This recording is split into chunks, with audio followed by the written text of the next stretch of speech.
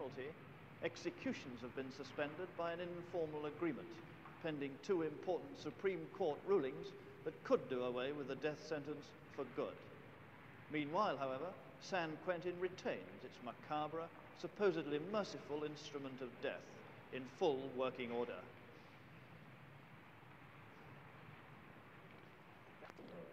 The man is brought down through this door at about 5 p.m. the night before his execution. He's placed in a holding cell over here.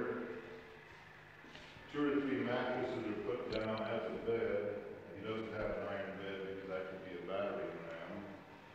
This is where he would have his evening meal, a menu of his own choice, and the chaplain, the warden, and others would talk to him. At 10 o'clock the next morning, or shortly before 10, the man is prepared for execution. A stethoscope is strapped to his chest. He's given a clean white shirt and new pants. And the warden gives a signal at 10 o'clock. The man is brought out this way through this corridor and into the gas chamber. He's placed in the chamber and strapped into the chair.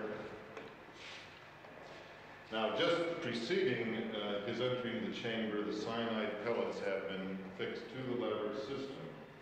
The man is then strapped into the chair. The door is closed and sealed, and the seal tested to be sure that it's airtight. The acid is then run in through a series of valves from the chemical mixing room.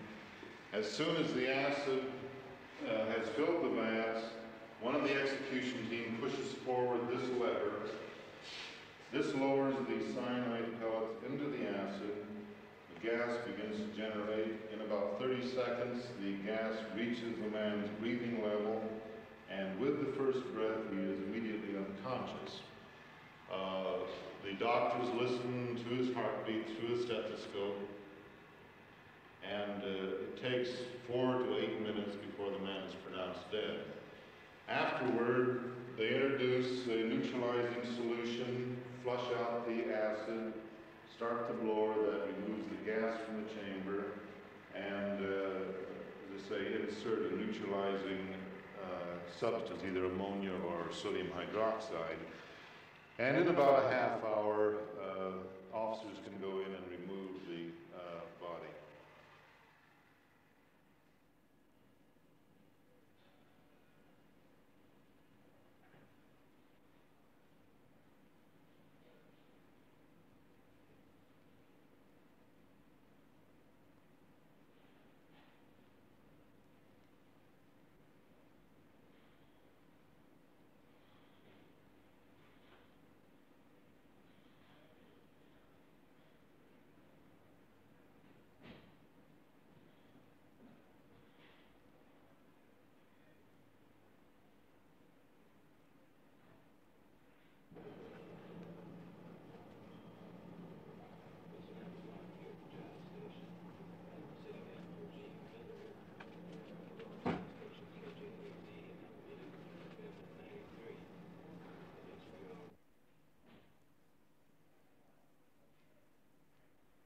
I have the dubious distinction of being the only man that walked in one door of the gas chamber department and walked out the other door. When I was due to be executed about 10 hours before, 12 hours before my execution, I had a stay of execution. A writ of habeas corpus was granted, pending a hearing.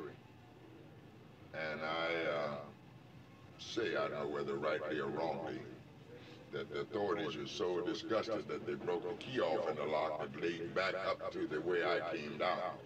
So I had to go out and around the actual gas chamber. And I had you actually in the gas chamber? I went in the gas chamber, sit down in the chair, looked at the slot that drops the pill, walked out and told the guard, I hope I never see this place again, let's go. And I walked out through the door that the visitors come in.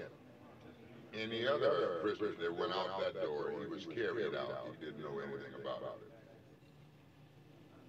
And that was in itself has been a traumatic experience. How does that affect you? What difference has it made coming to the life cell from death row? Well, it took me 2 or 3 hours before the full effect of what had actually taken place reached home. I recall very vividly the warden telling me that you've been granted this stay. He says, I got good news for you. I got news for you. I asked him, was it good or bad? He says, it's good. I said, well, give it to me. What do you hold it for?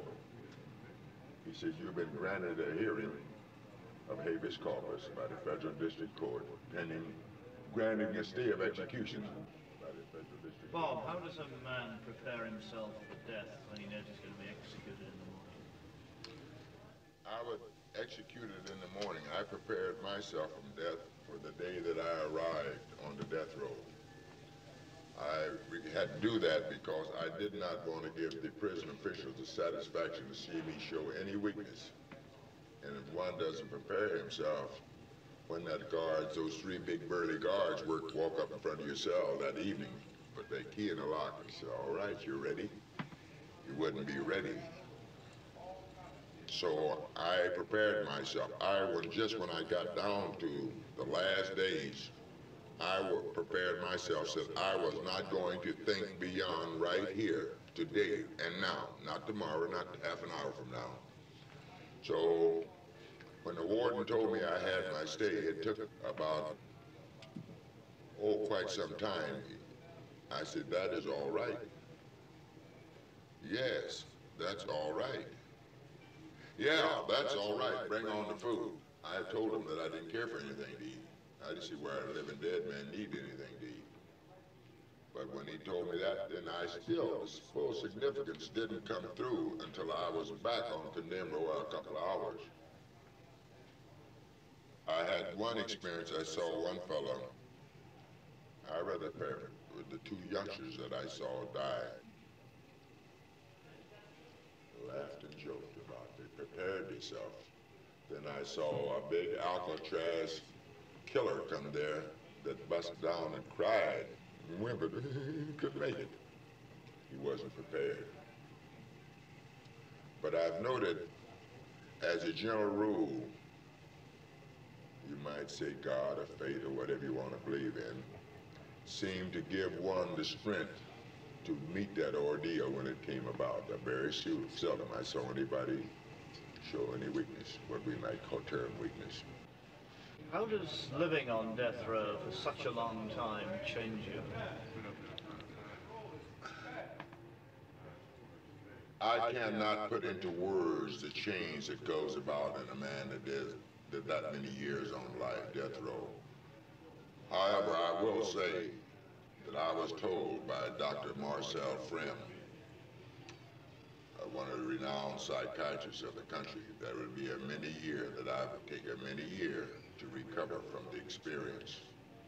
And I found him to be exactly correct. Can you describe what it's like, daily life is like now? That is quite a job to experience that, to explain that and put that into words. I will say it's quite an feat to be living today, enjoying seeing your fellow man laughing, playing cards and so forth today. Tomorrow he's dead. Died from no natural cause.